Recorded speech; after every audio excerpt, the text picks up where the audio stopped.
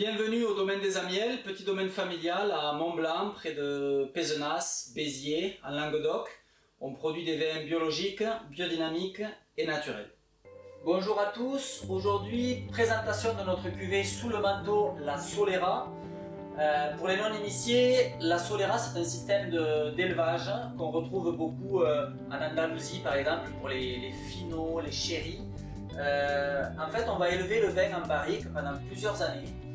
Chaque année, on va rajouter du vin dans la barrique de manière éternelle. On va perpétuer ça pendant plusieurs décennies. Et on va élever aussi le vin sur un mode oxydatif, c'est-à-dire qu'on ne va pas houiller les barriques et on va laisser le vin en contact avec l'oxygène. Ceci va produire une molécule qui s'appelle l'acétaldéhyde ou l'éthanal, qui va en général dans ces cuvées-là apporter des arômes caractéristiques de pommes, de noix, de noisettes, qu'on va retrouver aussi sur certains vins oxydatifs du Jura par exemple, si vous en avez l'habitude. C'est une cuvée qui est essentiellement issue de Vermentino, mais petit à petit se sont ajoutés du Grenache blanc, du Muscat petit grain et depuis peu tout un tas de cépages méditerranéens comme le Carignan blanc, le Bourboulin, la Roussanne, le Rivaillerin.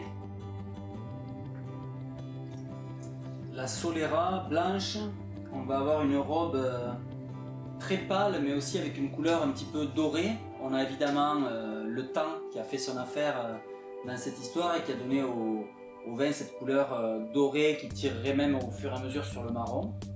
Au nez, on retrouve les arômes caractéristiques de ce type de vin. La pomme, la noisette, la noix.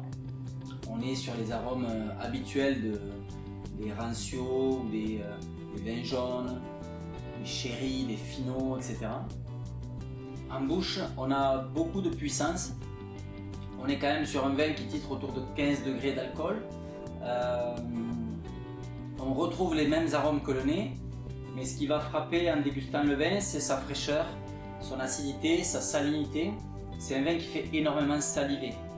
Et donc du coup, on va privilégier cette cuvée sur des fromages à pâte dure élevés pendant très longtemps. On pense à un vieux comté, un vieux gouda.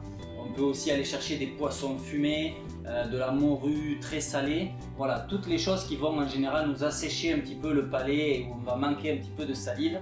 Et bien ce vin il va être là pour nous titiller les papilles et nous les réveiller. C'est un vin qui va bien résister à l'oxydation. Il est déjà sur un modèle très oxydatif, donc ça va très bien vieillir.